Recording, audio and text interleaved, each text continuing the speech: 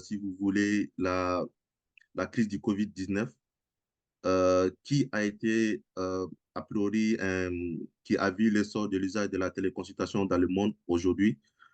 Euh, Ça a été aussi une petite révolution dans le domaine médical dont beaucoup d'experts du monde, notamment du Mali, avaient déjà saisi l'importance de cette innovation dans le domaine de la santé qui avait déjà proposé, même avant cette crise-là, des systèmes ou des outils de santé numérique. Alors aujourd'hui, quel bilan nous allons dresser? Euh, Quel est aujourd'hui l'avenir de la télémédecine au Mali? Est-ce que nous pouvons nous dire que c'est vraiment un espoir pour les populations touchées par le désert médical? Alors, pour répondre à toutes ces questions, nous avons fait appel à l'un des experts, ou j'ose dire l'un des premiers experts de ce domaine au Mali, qui n'est autre que Dr Ousmane Ly, qui est consultant aujourd'hui, consultant international en santé publique et aussi en santé digitale, on va dire. Aussi, il dispose de plusieurs casquettes. Il a un certificat universitaire d'informatique médicale à l'Université de Genève, à Suisse. Je pense que je vais lui laisser se présenter lui-même et après, nous allons continuer. Merci beaucoup à tous et à toutes. Encore une fois, bienvenue sur ce webinaire. Je donne la parole à Ousmane Ly pour qu'il se présente et après, on enchaîne directement. Bonjour Amidou. C'est un plaisir de t'avoir encore et tu me donnes la tâche la plus difficile là. Comme on dit chez les Bambara, Boromani Yereda. Ben, comme tu m'obliges à le faire, d'accord. Je suis docteur Ousmane Ly, une formation. J'ai fait ma médecine au Mali. J'ai commencé par l'école de médecine avant que ça ne devienne la faculté de médecine et je suis fier d'être médecin. Ça, c'est l'introduction que je voudrais faire. Alors, pour ce qui est le parcours universitaire, oui, j'ai un doctorat d'état en médecine. Après, j'ai fait un certificat universitaire d'informatique médicale à l'Université de Genève en Suisse. J'ai continué avec un master DEA, un diplôme d'études approfondies à l'université Pierre-Marie Curie, aujourd'hui Paris-Sorbonne, université, où j'ai eu un master en informatique médicale. Et puis, j'ai continué avec des formations à l'université de la VUB, Université libre de Bruxelles. Et puis, j'ai fait aussi un DES d'informatique de la santé à l'université de Sherbrooke au Canada. Sur le plan professionnel, j'ai soutenu ma thèse sur la télémédecine au Mali et qui nous a conduit à monter un projet de télémédecine qu'on appelait Kenya Blon à l'époque.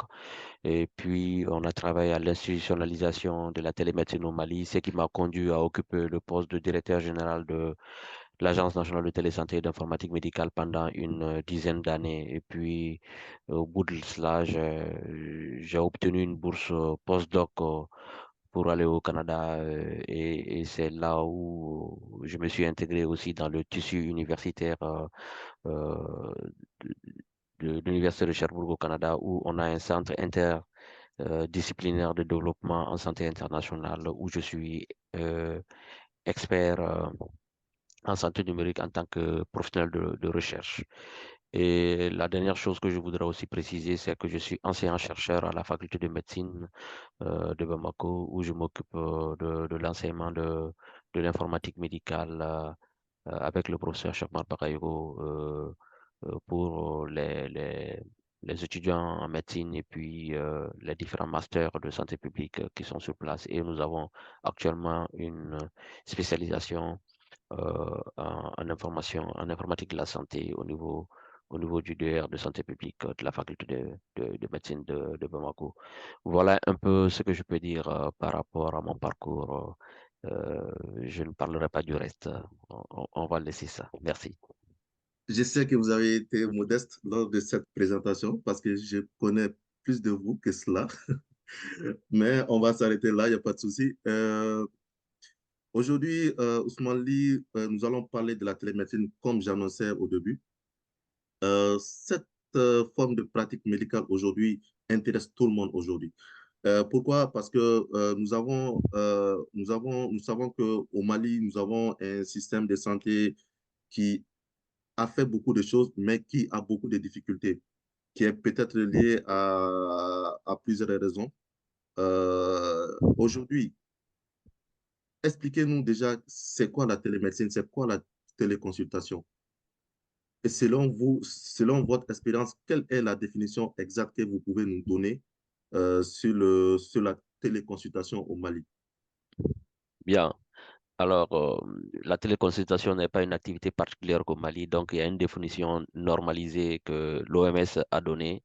Donc, la définition normalisée de l'OMS pour la télémédecine, c'est l'exercice de la médecine à distance en utilisant les moyens de communication, que ce soit visuel, sonore et tout ce qui est numérique derrière. C'est ça la définition normalisée de l'OMS actuellement. Donc, la téléconsultation, c'est réaliser une consultation médicale à distance à travers des outils technologiques comme un ordinateur, un téléphone ou d'autres médias permettant une communication numérique. Et donc, cela permet de donner des services aux patients, des services en termes de prise en charge, comme faire une consultation et poser un diagnostic, faire une prescription. Donc, comme si vous êtes dans le cabinet du médecin, mais c'est dématérialisé, c'est-à-dire c'est à distance. Alors, ce qui se passe, c'est que j'aime bien, quand nous faisons la définition, baliser le terrain rapidement. Nous sommes adeptes de la téléconsultation avec un médiateur. Le médiateur, c'est qui? C'est que on fait une téléconsultation avec un professionnel de santé qui est en face du malade. Je ne fais pas du tout la promotion des téléconsultations où c'est le malade qui est en face d'un équipement informatique, c'est-à-dire le malade est face à son ordinateur, il va aller poser les questions et on va lui donner un diagnostic. Je ne suis pas adepte de cela. Je pense que c'est vraiment mon opinion, hein, c'est un choix fait et un choix que je dirais assumé. Surtout avec le développement de l'intelligence artificielle, peut-être qu'on aura l'opportunité d'en parler maintenant ou dans d'autres webinaires. Il y a des choses qui vont se passer, mais moi, je préfère qu'il y ait toujours un médiateur humain en face du malade et que l'expertise qui est faite à distance, ce médiateur va pouvoir, comment on appelle ça, transmettre la bonne information avec les bonnes règles au malade qui est en face de lui. D'accord. Merci, merci pour cet éclaircissement. On a compris votre opinion. Oui à la télémédecine et oui à la prudence aussi. D'accord, merci beaucoup pour cette réponse. Nous savons aujourd'hui, en tout cas moi je sais que vous êtes lancé sur ce domaine depuis plusieurs années, plus de 20 ans, je dirais. Et aujourd'hui, quel bilan vous pouvez dresser aujourd'hui sur la télémédecine, sur la téléconsultation au Mali? Est-ce que nous pouvons, nous en tant que patients et eux en tant que médecins, est-ce que nous pouvons considérer cet outil-là ou bien cette forme de pratique médicale euh, comme un, comme un espoir aujourd'hui pour faciliter l'accès aux soins? Quel bilan vous pouvez nous dresser aujourd'hui de par votre parcours et ou vos expériences? Merci bien de me poser cette question, Amidou. C'est très intéressant parce que ça me fait retourner en arrière. En arrière, il y a, comme vous le dites, en 1999-2000, où nous faisions, qu'on appelle ça, bon, ce n'était pas une première téléconsultation parce que la première téléconsultation normalisée, formalisée au Mali s'est passée en 1996. Et là, moi, j'étais étudiant en médecine. Ça s'est passé, pour ceux qui connaissent la faculté de médecine, dans le Grand Amphi, qui est à côté de l'amphithéâtre Pierre Penn, avec le professeur Lulareng, feu le professeur Lulareng qui est décédé maintenant, de l'Institut européen de télémédecine de Toulouse, avec nos maîtres, feu euh, le professeur, oh, j'ai oublié le nom, je reviendrai là-dessus, mais quand même au Mali, on avait nos maîtres, le professeur Aïssata Sidibé qui était dans la salle. C'est elle qui a présenté la malade à l'équipe de Toulouse qui était un cas de problème endocrinien. Mais moi, au lieu d'être dans la salle, moi, j'étais plutôt aux côtés des ingénieurs avec la communication satellite. Et vous vous imaginez que cette téléconsultation qui n'a duré que 4 heures de temps a coûté à peu près l'équivalent de 70 000 euros, soit 100 000 dollars à peu près, les 4 heures, avec le satellite Inmarsat. Alors, c'est ce qui m'a donné envie de faire cette spécialité. Et puis après, quand je commençais ma thèse, nous avons fait une des premières téléconsultations avec une jeune malienne que j'avais appelée la mascotte de la télémédecine malienne qui s'appelait Fanta, qui avait été opérée en Suisse d'un problème de neurochirurgie et hydrocéphalie. Et donc, son suivi devait se faire chaque 6 mois. Elle devait aller en Suisse pour aller faire le suivi. Vous savez, c'est assez difficile pour des familles qui n'ont pas beaucoup de moyens de pouvoir envoyer un enfant tous les 6 mois en Suisse pour juste son suivi. Une des premières téléconsultations pour elle avec Microsoft NetMeeting. Peut-être beaucoup ne le connaissent pas aujourd'hui. Nous avons fait une des premières téléconsultations avec NetMeeting et là, en utilisant ce qu'on appelle l'Internet, parce que par le passé, on utilisait ce qu'on appelle des canaux de communication dédiés, comme satellitaires. C'est ce qui avait été fait à la faculté de médecine, c'est pour ça que c'était très cher. Mais en utilisant NetMeeting pour faire, donc, on abaissait le coût de la téléconsultation. Celle qui avait coûté environ 100 000 dollars ou 70 000 euros, eh ben, avec NetMeeting, nous coûtait autour de 1000 euros à peu près si on faisait tous les calculs nécessaires. Mais la conséquence était quoi? La conséquence était que nous avons dû arrêter toute la connexion du Mali pour pouvoir faire cette téléconsultation. Et donc, vous vous imaginez ce que ça fait. La connexion s'est faite au niveau du nœud national Internet. Voilà un peu la situation. Alors, quand je regarde de cette période à maintenant, je dis que nous avons avancé. Nous avons fait vraiment, le Mali a fait des miracles parce que si vous rappelez bien, nous avons le projet de téléconsultation dans plusieurs zones. On a fait ce qu'on appelle la téléradiologie avec le projet ICON, par exemple. Il y a des projets de télééchographie qui ont été faits. Il y a le projet Téléderma qui est vraiment d'actualité aujourd'hui. Et puis, il y a le projet vraiment intégrateur que nous avons actuellement sur le terrain, qui est le projet Sandy. Avec Sandy, nous avons déployé ce qu'on appelle le tout en un, c'est-à-dire ce n'est pas des outils de téléconsultation spécifiques liés à une spécialité comme télécardiologie ou bien télénéphrologie qu'on fait, mais on fait un dossier médical patient informatisé qui prend en compte tous ces aspects. Donc ce dossier a toutes les spécialités intégrées dedans. Et puis, on fait de la télémédecine à partir de ce dossier. On aura l'opportunité de faire une présentation de l'outil que nous avons mis derrière, qui est une lunette intelligente de téléconsultation. Alors, voilà un peu ce que je peux dire par rapport à ça. Aujourd'hui, grâce au projet Sandy, qui est un projet vraiment intégrateur, et un projet structurant, qui est piloté par l'Université de Sherbrooke pour la partie technique et technologique, mais pour tout ce qui est la coordination sur le terrain, c'est l'Agence de télésanté et d'informatique médicale en team, mais avec le financement de notre partenaire stratégique qui est le PNUD. Et c'est à peu près 5 milliards de francs CFA qui a été investi dans ce projet et on espère que on va pouvoir aller au-delà de ce qui a été fait. 25 centres de santé bien équipés avec des CSRF qui peuvent faire ce qu'on appelle de téléconsultation pour les patients qui sont dans les zones rurales parce que c'est ça notre objectif. Et le tout basé sur de l'énergie solaire pour les questions d'accès à l'énergie. Voilà ce que je peux dire par rapport au bilan que nous pouvons dresser aujourd'hui sur la télémédecine malienne. Et je profiterai pour demander à ceux qui ne parlent pas de fermer leur micro, sinon c'est assez perturbant quand les enfants parlent à côté de vous. Exactement, j'allais dire la même chose. Merci beaucoup pour ce bilan. Pour être honnête, moi, en tout cas, je n'y m'attendais pas.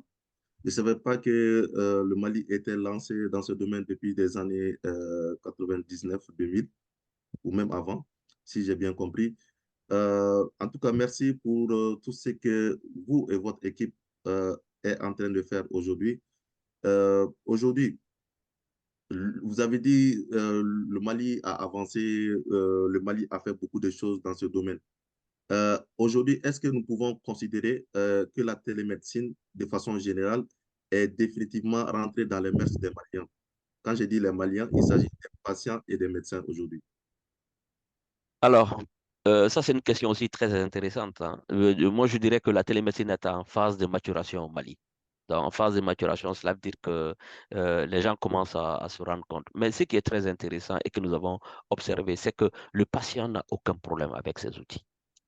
Partout où nous avons déployé les systèmes de télémédecine, les patients sont contents. On a même eu ce qu'on appelle un effet pervers.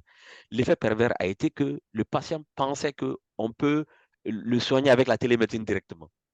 Donc, et ça, c'est pas bon. Et très souvent, c'est la raison pour laquelle on revient, on leur explique.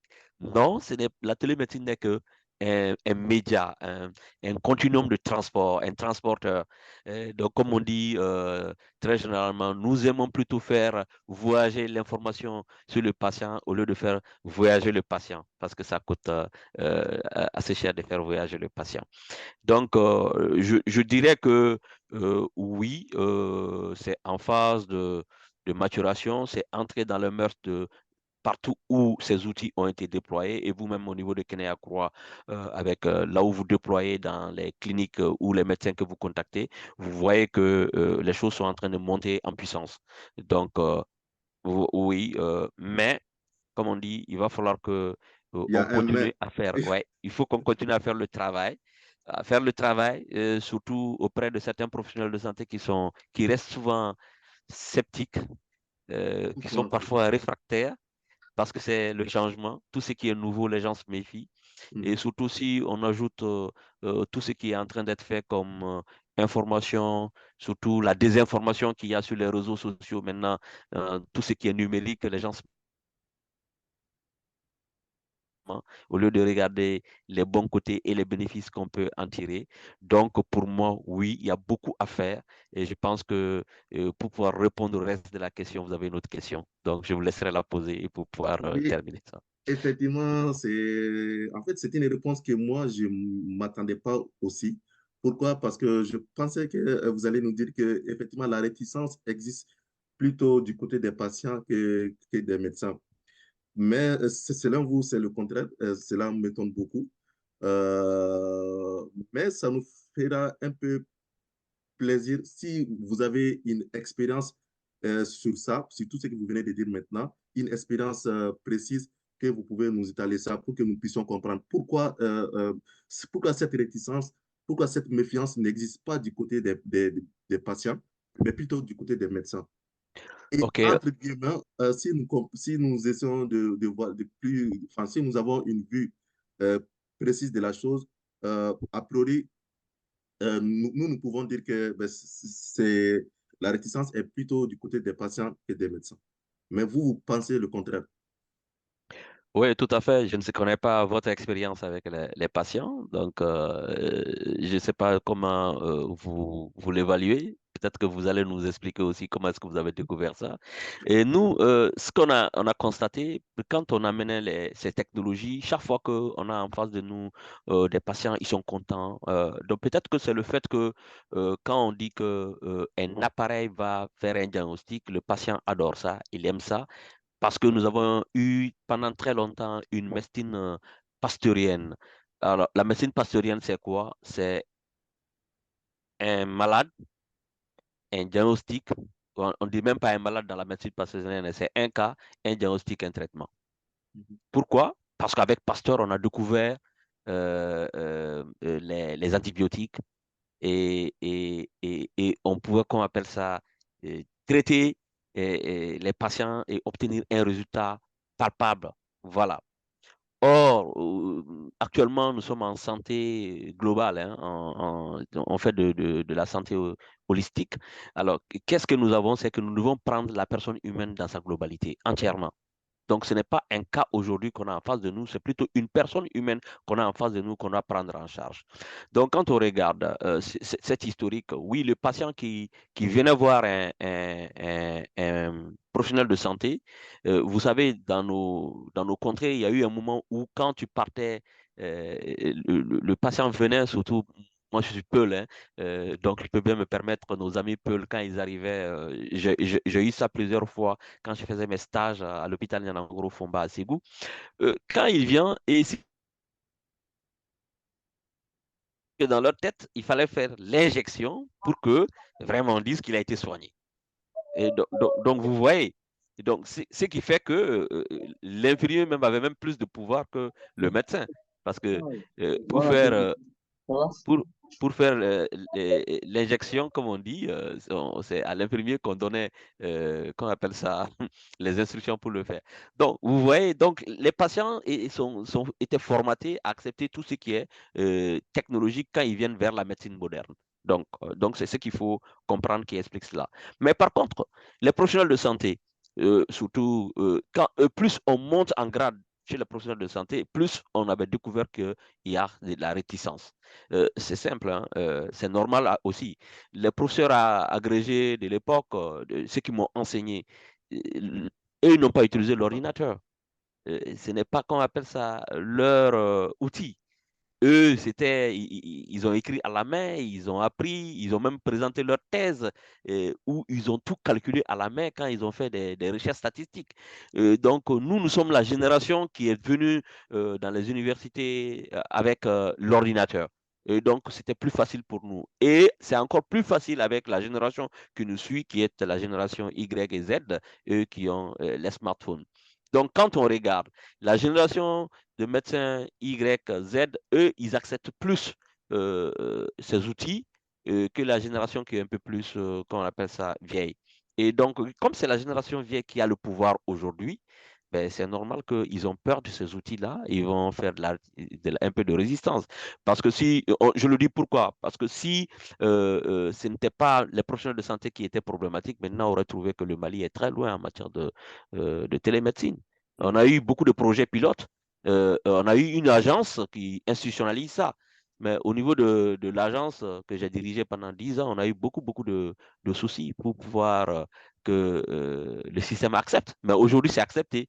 Mais c'est bien 10 ans après. Voilà un peu ce que je peux dire par rapport à ça comme expérience sur ça. Mais j'aimerais quand même rendre hommage à mon maître, le regretté feu le professeur Abdelkader Traoré, qui a été un des pionniers de la télémédecine au Mali. Et puis, il y a le professeur que j'avais oublié le nom, Abdou Karim Traoré Diop. Donc, c'est lui aussi qui avait initié toute la première téléconsultation, comme on appelle ça, au niveau de l'amphithéâtre en 1996. Voilà un peu, il y a toujours ce qu'on appelle des pionniers. Et je sais qu'au début, quand ils étaient en train de soutenir ça, on pensait qu'ils n'étaient pas normaux. Mais aujourd'hui, c'est la norme. Voilà, ce qui était anormal hier est devenu la norme. D'accord.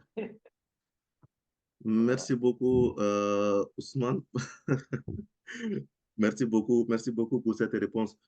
Euh, la télémédecine, elle a avancé au Mali, mais aujourd'hui, il y a encore des réticences.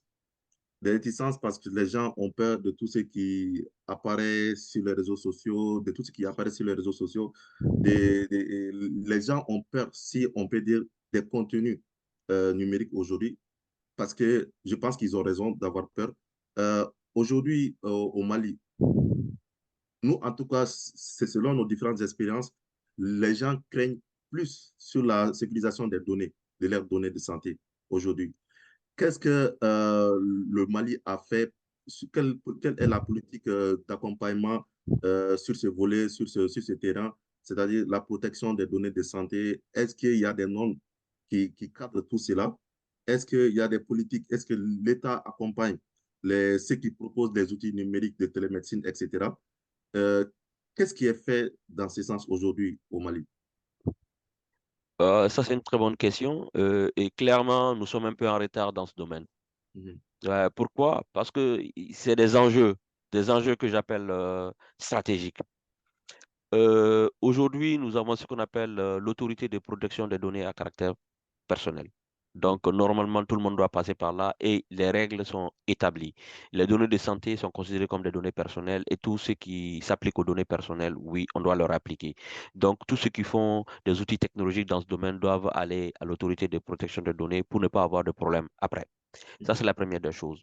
Mais nous avons développé, dans le cadre du projet Sandy, avec l'aide du PNUD et puis d'autres partenaires comme l'UNICEF, l'Organisation mondiale de la santé, l'OMS, donc une politique nationale de santé numérique. Et dans la politique nationale de santé numérique, il y a une part qui a été réservée à cette question qui est la sécurisation des données. Et dans ça, nous avons dit il va falloir qu'on prenne des mesures réglementaires, législatives, c'est-à-dire des arrêtés, des décrets, pour pouvoir baliser le chemin sur les données de santé. Parce que c'est ce qui va permettre aux gens d'avoir confiance. Et normalement, cette tâche, elle est confiée à l'intime. Et j'espère que ça va avancer. Mais il y a quelques difficultés. Pourquoi? Parce qu'il y a plusieurs acteurs. Cette question de sécurité des données, il y a par exemple la MRPT, l'autorité malienne, comment on appelle ça, l'autorité de régulation oui, des télécommunications, MRTP, oui. la MRTP, Mhm, pense qu'il y a une partie de cette question euh, qui lui est dévolue. Alors, il y a la Direction nationale de l'économie numérique, mhm, qui est numérique, si je ne me trompe pas du nom, parce que le nom change tout le temps. Donc, excusez-moi si j'ai pas tout en tête. mhm. Alors, et cette direction aussi pense qu'une partie de toutes ces questions lui est dévolue. D'accord. Alors, or, dans cette question, il y a aussi ce qu'on appelle les questions politiques au niveau mondial. Il y a l'Union internationale de technologie, l'UIT, qui a recommandé à tous les pays de mettre en place ce qu'on appelle des agences de cybersécurité. Mhm, Et donc, si une agence de cybersécurité existe, normalement, c'est à cette agence que va aller ces questions aussi. Donc, vous voyez, donc, je sais qu'au Mali, on est en train de travailler là-dessus parce que nous avons un jeune qui a une très grande expertise en cybersécurité. J'aimerais tellement qu'il soit utilisé. Bien sûr, c'est un militaire, mais il a des bonnes compétences en cybersécurité. C'est Berthe. Euh, il est lieutenant-colonel, oui, colonel ou lieutenant-colonel actuellement. Je ne me rappelle plus de son grade. Alors, lui, il a une compétence de pointure mondiale en cybersécurité. Donc, il va falloir qu'on puisse récupérer des compétences comme ça pour les mettre au travail. Et donc, voilà un peu l'environnement qui existe. Donc, les décisions n'ont pas été prises. Et ben, ce qui est aussi intéressant, c'est qu'on a un service de certification au Mali, de certification électronique, qui est dirigé par une de nos anciens stagiaires de l'antime, Madame Kumba Karambe. Donc, voilà un peu. Et tout ça sont des acteurs. Donc, il va falloir qu'on mette tout ceci là autour de la table et que, sous le leadership de l'Agence de télésanté et d'informatique médicale, on mette en place une réglementation pour la protection et la sécurisation des données de santé au Mali. Parce que les règles existent dans beaucoup de pays et c'est bien balisé. Là où tu es en France, tu le sais très bien. Donc, on ne peut pas héberger les données de santé n'importe où. On ne Mhm. peut pas faire n'importe quoi avec les données de santé. Si vous mettez en place des serveurs pour des données de santé, il y a des règles que vous devez suivre. Donc, je pense que c'est ce qu'il faut aussi pour le Mali. Et j'espère que l'actuelle direction de l'Antime va pouvoir y arriver. Merci. Mais est-ce qu'il y a un travail dans ce sens, genre un travail de- qui vise ou qui visera à rassembler tous ces acteurs sur une même table et discuter du sujet pour effectivement poser un cadre sur la protection des données de santé? Pourquoi? Oui, Parce que moi, je pense que le travail difficile a été fait. C'est celui de, effectivement, de cibler tous les acteurs qui travaillent dans ce domaine, enfin, qui peuvent être intéressés, qui peuvent être intéressés concernant la protection des données de santé, etc. Est-ce qu'aujourd'hui, nous avons un travail, parce qu'effectivement, on traîne les pas sur la protection des données de santé. Moi, je l'ai suivi, enfin, je l'ai remarqué en tout cas. Euh, et je pense qu'effectivement, il y a un retard, il y a un retard, un retard sur ce sujet, en tout cas, qui est un sujet qui est très, très, très important. Et je pense que c'est l'un des sujets qui fait qu'au fait, au Mali, la télémédecine prend du retard. Donc maintenant, est-ce qu'aujourd'hui, vous pouvez nous dire qu'il y a un travail dans ce sens? Est-ce que ces acteurs-là enfin, est-ce qu'ils se sont décidés de se mettre sur une même table ou sur une seule table pour discuter du sujet? Oui, tout à fait, ce travail a été fait. D'accord. Comment on appelle ça? Il y a le document de politique, de stratégie nationale le plan stratégique Mhm. national de la santé numérique qui a été adopté. Je pense que c'est passé en conseil, euh, Mhm. en réunion de cabinet. Je ne sais pas si c'est passé en conseil des ministres encore, mais je sais que ça a été validé en réunion de cabinet ministériel. Et dans ce document, il y a une partie qui est dédiée à la mise en place d'une plateforme nationale de coordination de la télésanté. Ok. Et donc, et ça, c'est multi-acteurs. Le secrétariat est assuré par l'ANTIM, mais c'est multi-acteurs. Toutes les parties prenantes sont dedans.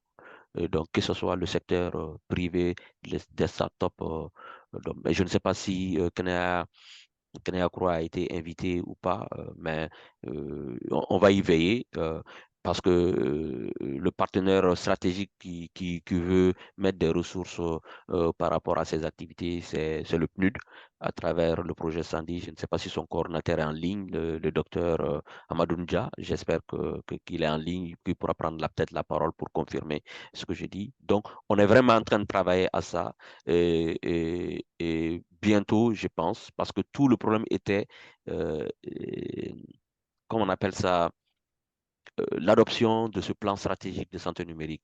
Vous savez, moi, directeur de l'Antime, je l'ai essayé pendant 10 ans sans y arriver. Voilà. Or, c'était une des premières choses qu'on devait faire. Mhm. Donc, moi j'ai eu beaucoup de soucis, par exemple, avec l'AGETIC pour avancer par rapport à ça. Parce que quand l'ANTIM a été créé, ça trouvait que l'AGETIC a été créé et l'AGETIC était en train de travailler sur trois politiques nationales. La politique nationale e-gouvernement, la politique nationale e-éducation et la politique nationale e-santé. Et j'étais même un des consultants par rapport à ça, un consultant local par rapport à cette question. Mhm. Ben, le fait que une autre agence est apparue dans un autre ministère, ça a été très très mal vécu. C'est comme si on leur a arraché leur bébé. Donc il y a eu beaucoup de résistance. Or, vous savez, pour qu'un document de politique nationale ou de plan stratégique passe en réunion au Conseil des ministres, il faut qu'on passe en réunion interministérielle. Et quand vous partez en réunion interministérielle et que vous vous battez trop et quand il y a beaucoup trop de discussions, qu'est-ce que le secrétaire général du gouvernement fait? Ils disent, bon, on sort ça, le dossier, vous allez vous entendre, et puis vous revenez. Et donc, et comme souvent, nous avons tendance à regarder nos intérêts individuels au lieu de regarder ce qui est bon pour le pays, ce qui est bon pour l'ensemble de la population, eh ben, nos égos font que les choses échouent très souvent.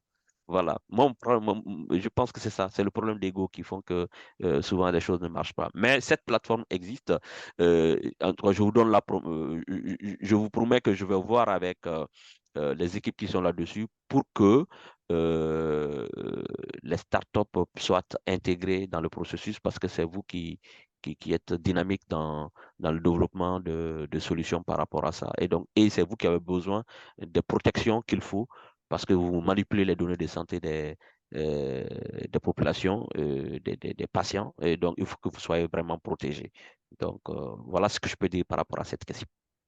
Merci beaucoup, Ousmane. L'ego, quelque chose à éviter pour faire avancer la télémédecine au Mali. Merci, Maudit, pour votre avis qui propose qu'il faut effectivement une prise de conscience qui va de tous les acteurs concernés pour effectivement avancer dans ce domaine. Ousmane Ly, aujourd'hui, nous parlons de télémédecine, etc. Moi, j'ai beaucoup de questions, mais comme nous avons beaucoup de choses à proposer aux participants, etc., Aujourd'hui, est-ce que nous pouvons dire, est-ce que moi, je peux dire que la télémédecine, aujourd'hui, est un espoir pour les populations touchées par le désert médical? Nous avons un territoire qui est vaste. Nous avons un pays qui est vaste, mais aujourd'hui, nous avons aussi un pays qui, effectivement, n'a pas assez de médecins, assez de praticiens pour faire face à tous les besoins médicaux de la population.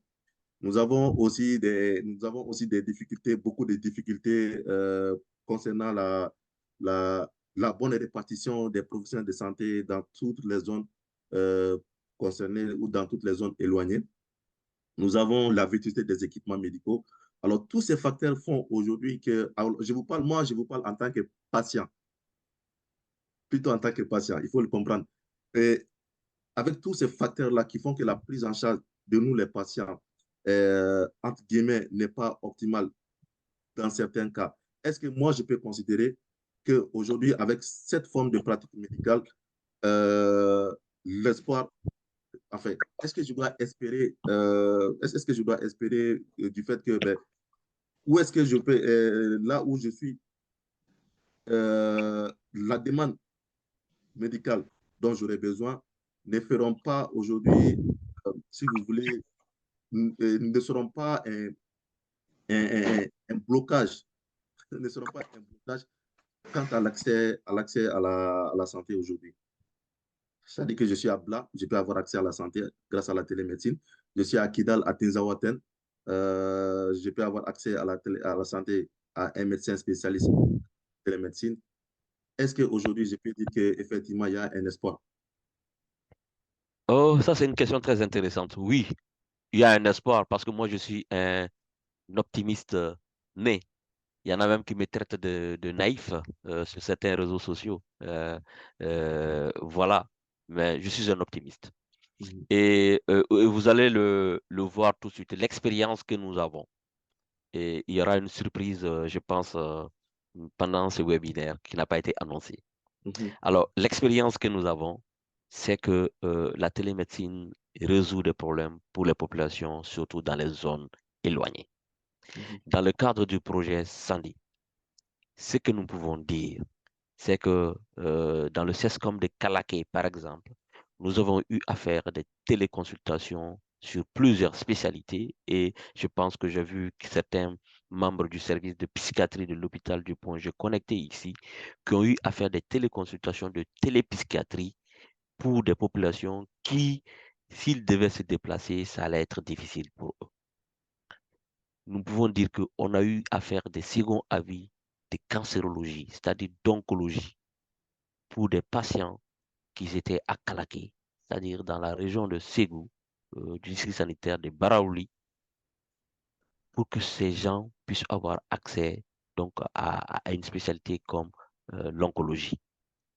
Nous avons eu à faire ce qu'on appelle des téléconsultations de téléophtalmologie, c'est-à-dire pour les maladies des yeux. Et je vous assure que ces populations, ces personnes qui ont reçu ces services sont contents et ils veulent que ça se généralise dans le pays, que ce soit à Kidal, à Taoudeni, à Tessalit ou bien à Kai, où nous avons encore aussi des expériences que nous avons faites. Et si on regarde même le dernier communiqué du ministre de la Santé qui a mis en alerte le réseau de télédermatologie pour le cas de virus, de maladie de la variole du Oui, singe. oui, Hein? Vous savez oui. que ça c'est une manifestation dermatologique directe. Donc, c'est Oui. là où on va faire le premier diagnostic. Donc, quand on regarde ça, nous ne pouvons dire que oui, c'est une solution pour les déserts médicaux. Une solution pour les déserts médicaux, mais ça ne va pas remplacer le médecin. Il va falloir aussi qu'on recrute le maximum de médecins qui sont formés par notre faculté de médecine. Donc, oui, et que ces médecins formés et recrutés vont utiliser les outils de télémédecine pour rendre service aux populations avec des spécialités qui n'existent pas sur le terrain. Et ce que j'aimerais bien aussi dire, solution pour les déserts médicaux, mais en termes d'adoption de la télémédecine, vous savez que le personnel subalterne bon, je ne dirais pas subalterne, le personnel, nos collaborateurs paramédicaux, parce qu'il ne faut pas parler en manière hiérarchique, souvent, c'est pas bon. Et donc, collaborateurs paramédicaux que sont les sages-femmes, les infirmiers et autres techniciens adoptent facilement la télémédecine plus que nous, les médecins. Donc, on dirait que plus notre grade est élevé dans le système de santé, en fait, dans le système hiérarchique universitaire, plus on est réticent. Donc, c'est là où j'invite mes confrères médecins à plus d'ouverture d'esprit, à être, comment on appelle ça, ouverts, à accepter ces nouvelles technologies, à les adopter très tôt, parce que la réalité qu'il y a, c'est que si on ne le fait pas, ça va nous faire. D'accord. Ça, c'est une réalité. Voilà. Ça fait peur cette dernière phrase. Euh, d'accord. OK, il n'y a pas de souci, nous avons compris. Et j'espère que les médecins qui sont présents ont compris. Je pense que effectivement, vous avez raison. La télémédecine n'est pas faite pour vous remplacer. La télémédecine est faite pour vous aider. Et j'espère que vous allez comprendre cela et au moins tester les différents outils de télémédecine dont le Mali dispose. Alors, professeur, enfin, docteur Ousmane Ly, je te donne l'autorisation, si je peux me le permettre, de nous proposer la démonstration de votre solution de télémédecine. C'est la surprise. Moi, j'ai déjà entendu parler de cela depuis 5 ans, si je ne me trompe pas, mais j'ai jamais eu l'expérience d'utiliser cette solution en tout cas. Alors, nous sommes à votre écoute. Et après cela, nous allons ouvrir la porte à vos questions. Si vous en avez, bien sûr, vous pouvez juste les noter à côté. Et après, on vous donnera la parole. Merci bien, Amidou. Donc, je vais vous présenter rapidement les lunettes intelligentes pour la téléconsultation et la téléformation. Et ce n'est pas ça la surprise. La surprise sera que vous allez assister à une téléconsultation en temps réel entre, comment on appelle ça, l'unité de télémédecine militaire du centre euh, médico-chirurgical des armées, du génie militaire et avec le colonel-major professeur agrégé du Val-de-Grâce, le professeur Madani Wologem, qui sera situé quelque part dans le monde pour faire cette téléconsultation pour un patient. Voilà. Alors, les lunettes intelligentes, elles sont constituées de caméras avec des objectifs zoom intégrés, mini-écran, microphone et écouteurs intégrés. Et un expert à distance, médecin infirmier, voit exactement ce que voit le porteur, infirmière, médecin, dans un site à distance. L'avantage par rapport à d'autres outils de télémédecine tels que les téléphones ou les tablettes est que le prestataire de soins distant a les deux mains libres pendant la consultation. Donc, il porte juste la lunette et l'environnement de consultation est là. Il n'a pas besoin de faire autre chose. Donc, les prestataires de soins peuvent ainsi montrer à l'expert exactement ce qu'ils voient, parler et écouter en temps réel les instructions sans perdre l'usage de leurs mains et interrompre leur activité. Les cas d'utilisation que nous avons par rapport à ça, c'est la consultation planifiée, la consultation non planifiée, y compris les urgences, la formation initiale et continue, les stages virtuels et l'interprétation des tests rapides. Donc, euh, l'intérêt de ce système, c'est qu'il est intégré dans un logiciel de dossier patient informatique. Et comment ça se passe, un processus une session de télémédecine depuis Open Clinic. Donc, l'expert se connecte sur Open Clinic, qui est le dossier patient informatisé que l'Antime déploie un peu partout. Voilà. Donc, ouvre le dossier du patient devant bénéficier d'une téléconsultation. Depuis le menu info, démarre une téléconsultation avec l'application intégrée Visio A. Et donc, définit la clé de la téléconsultation au moins 5 chiffres. Donc, ce qui fait que c'est très sécurisé. Partage cette clé avec le porteur de lunettes qui entre cette clé dans l'application Open Clinic et puis, enfin, il démarre la téléconsultation. Alors, euh, je vous présente un peu cette lunette.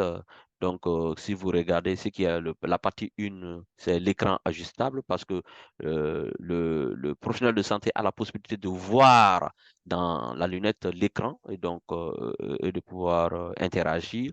Donc, au niveau 2, il y a un haut-parleur et un microphone. Donc, le haut-parleur, on peut même mettre un, un- un casque, un micro-casque dessus pour entendre, mais le haut-parleur aussi, ça va permettre d'avoir l'ambiance. Et puis, il y a le microphone, quand il parle, on entend.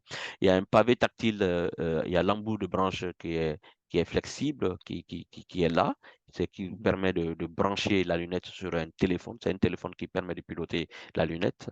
Il y a le pavé tactile, il y a la caméra centrale, Full HD avec localisation fixe. Et puis, il y a une caméra latérale. Donc, on a vraiment deux choses en même temps. Et puis, il y a un pointeur laser qui est dedans. Et puis, on a aussi des flash LED pour avoir de la lumière et puis une connexion du câble coaxial pour aller sur la lunette et du moins sur le téléphone qu'on met en poche.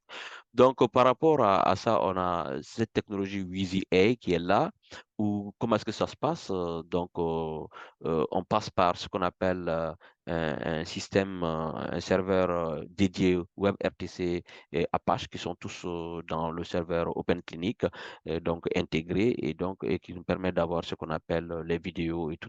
Donc ça, c'est assez technique. On va passer ça rapidement. Alors, qu'est-ce qui se passe? C'est que celui qui est à distance porte la lunette et montre le patient. Et celui qui est de l'autre côté, il va voir et il voit audio et vidéo en même temps. Mais le retour vidéo n'est pas chez l'autre parce que les bandes passantes étant assez faibles, on n'a pas privilégié ça. Mais dans les mois à venir, on est en train d'y travailler parce qu'avec les réseaux 5G, ça ne devient plus un problème. Et donc, voilà un peu comment ça se passe. On a l'expert et puis celui qui porte la glace. Et puis, on peut avoir ce qu'on appelle une salle dédiée pour les étudiants et qui vont pouvoir voir ce qui se passe à distance dans le cadre de l'apprentissage. Donc, voilà la lunette avec le téléphone qui pilote la lunette et le tout qui communique avec le serveur de OpenClinic dans la structure. Alors, bon, ça, c'est quelques règles qu'il faut faire, hein. Donc, c'est ce que nous disons, toute téléconsultation, ça se prépare. Il ne faut pas dire que oui, on l'a fait plusieurs fois, que c'est bon. Non, non, non. Il faut toujours préparer et regarder. Et donc, ce qu'on appelle charger la batterie des lunettes, charger les batteries des smartphones, monter correctement les lunettes et les téléphones, établir la connexion sur le téléphone. La connexion, on fait avec du 3G actuellement. Ce qu'on va faire tout de suite, ce sera du 3G. Demander et recevoir l'identification de la salle, fixer le téléphone afin d'avoir les mains libres, ranger les équipements dans leur boîte après utilisation, conserver les équipements à l'abri de l'humidité, de tout autre facteur pouvant abîmer. C'est ça le succès des activités de télémédecine. Si on ne fait pas le tout de manière, dans un process, oui, il y aura toujours ce qu'on appelle de la répétition, il y aura des échecs. Donc, il faut être vraiment très organisé par rapport à ça. Alors, pour terminer, avant que nous passions maintenant au clou de la présentation, c'est que les lunettes permettent aux travailleurs de la santé dans les zones de recul de se connecter en temps réel avec les experts médicaux, maliens et canadiens, dans le cadre du projet Sandy, qui peuvent les aider dans le diagnostic d'expertise d'orientation de certains cas, mais aussi au niveau de la formation continue. Ainsi, les experts médicaux nationaux ou internationaux n'ont pas à voyager tout le temps, ce qui est souvent impossible même avec les questions sécuritaires, mais ils pourront à travers les plateformes de télémédecine, des lunettes intelligentes, venir en aide aux professionnels de la santé. Et ce que vous voyez comme image, c'est quelques expériences qu'on avait faites avec nos partenaires du Canada. Alors, l'image qui est au milieu, c'est extrêmement important pour nous, c'est que le système Open Clinic permet de résoudre un problème que nous avons actuellement dans le système de santé, c'est que les gens sont obligés d'enregistrer chaque mois les formulaires d'IHS2 pour envoyer leurs données. Avec Open Clinic, plus besoin de ça. Le système a des formulaires déjà intégrés. Et quand vous travaillez et que vous enregistrez tout sur le système va aller extraire tout ce qu'on a, le DHS2 National a besoin. Et chaque soir à minuit, il va les envoyer automatiquement. Et vous n'avez qu'à vous connecter pour valider. Et bien, si vous ne voulez pas l'envoi automatique, vous pouvez le faire aussi de manière manuelle, c'est-à-dire extraire vos données d'IHS2, les regarder, les étudier et puis les envoyer dans le système d'IHS2 national. Donc, ça, c'est l'interopérabilité qui a été faite avec le système Open Clinic. Donc, sur ce, nous sommes à la fin de cette présentation. Donc, je vais passer la parole au professeur Madani Ologem et à l'unité de télémédecine militaire du centre médico-chirurgical des armées de Bamako pour notre séance de téléconsultation. Professeur Ologem, vous avez la parole. Merci.